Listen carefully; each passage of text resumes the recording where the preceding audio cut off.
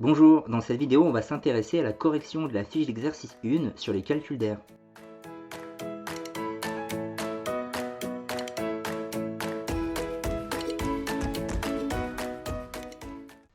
On passe à l'exercice 3, alors dans celui-ci on a 4 figures du même type. En fait il s'agit de triangles rectangles. Là on le voit directement avec la présence de l'angle droit, et là même si la figure est de travers, parce que c'est un dessin à main levée, on a un angle droit, donc il n'y a pas de souci, c'est aussi un triangle rectangle. Donc on va appliquer 4 fois la formule, qui est en fait celle qui dérive de la formule du rectangle. Je vais la réécrire. Donc c'est en fait longueur fois largeur, avec ici la longueur par exemple et ici la largeur, celle en fait d'un rectangle. Mais on se rappelle, si ça formait un rectangle entier, on a ici la moitié. Donc vient se rajouter un divisé par 2. Voilà la formule qu'on va utiliser 4 fois de suite. Donc là, l'air va valoir longueur fois largeur divisé par 2. Encore une fois, si on a vu des lettres, on aurait, à la place de L, on aurait mis les lettres. Si ici il y avait A et B, par exemple, on aurait mis AB. Et s'il y avait un C, on aurait mis AB fois AC. Bon, là, on n'a pas les lettres, donc on écrit L fois L. Alors on remplace, ça va donner 6 fois 4 divisé par 2. On prend la calculatrice où on arrive de tête. C'est mieux d'y arriver de tête ce genre de calcul. 6 fois 4, 24. Vous divisez par 2, ça donne 12. 12 cm². On va avoir, encore une fois, longueur fois largeur divisé par 2. Alors ça fait un peu lourd de rappeler la formule à chaque fois peut-être, vous vous dites, mais il faut imaginer que quand on utilise cette formule, c'est pour un seul exercice où il y a un seul triangle, donc il faut calculer l'air. Donc c'est normal qu'à ce stade, on mette la formule. Et si vous ne prenez pas le réflexe de l'écrire là, même quand vous le faites 4 fois de suite, et bien quand vous allez le faire dans un exercice où il y aura une seule fois le calcul, vous oublierez de mettre la formule. Et là, ça ne sera pas bien. Donc on fait 8,3 fois 2 divisé par 2. On va faire x2 et on va diviser par 2. Ça veut dire que ça va se compenser. En fait, ça va faire 8,3 cm². Là, il y a un codage qui nous permet de savoir que cette longueur-là mesure aussi 32 mm. Donc l'air va valoir longueur fois largeur divisé par 2, c'est-à-dire 32 fois 32 divisé par 2. Alors on peut prendre la calculatrice cette fois.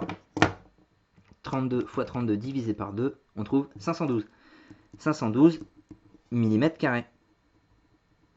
Et enfin, je l'ai dit tout à l'heure, il n'y a pas d'hésitation, c'est aussi un triangle rectangle. Mais en plus, si on regarde les longueurs, elles ne sont pas exprimées dans la même unité.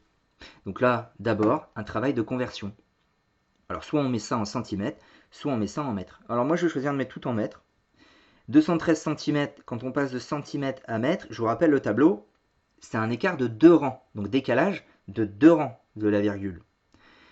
Et ainsi, on va avoir 6 fois 2,13, et on calcule ça, 6 fois 2,13, ça nous donne 12,78 mètres carrés. L'alternative aurait été de faire 600, en mettant ça en centimètres, fois 213, on aurait trouvé 127 800 cm².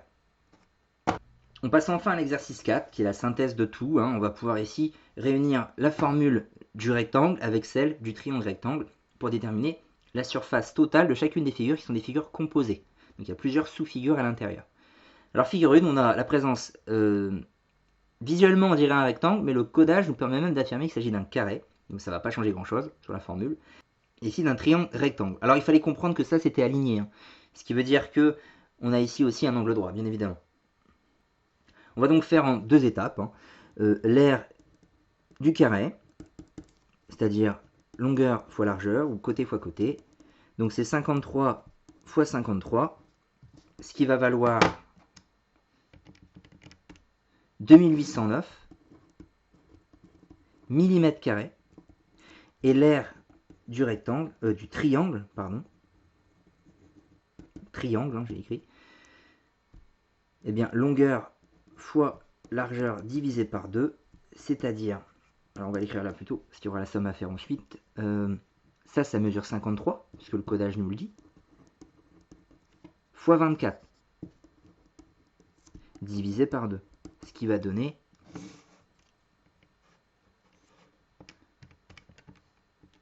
636 mm².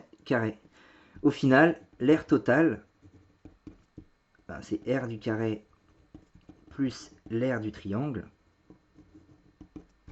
ça va valoir, donc habituez-vous à ça, hein, ne pas hésiter, mettez R et puis vous mettez le nom qui va correspondre à la figure quand il n'y a pas les lettres. Donc on va l'écrire en dessous, 2809 plus 636, pour un total de 3445. Et j'oublie pas l'unité millimètre carré. Deuxième et dernière figure, on va l'analyser d'abord. Hein.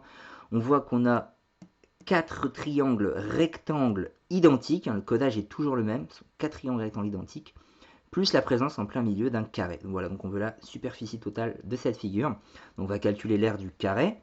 Alors voyons voir si on a assez d'informations directement. On cherche cette longueur-là et elle est donnée là. Donc on la connaît, on peut tout de suite calculer l'aire du carré, qui vaut côté fois côté, c'est-à-dire 2 cm fois 2 cm. Oui, j'alterne entre les deux écritures avec et sans unité pour vous habituer aux deux. Donc 4 cm² pour le carré, et on calcule les 4. Donc R d'abord d'un seul triangle,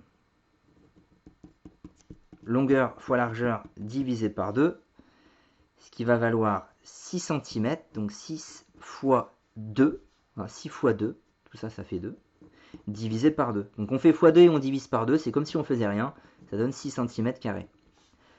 L'aire totale, elle va valoir l'aire du carré plus 4 fois l'aire d'un triangle. C'est-à-dire 4 cm² plus 4 fois 6 cm². Alors 4 cm² plus 24, on trouve au final 28 cm². Et on n'oublie pas de souligner en rouge tous nos résultats importants. Je ne l'ai pas fait pour gagner du temps.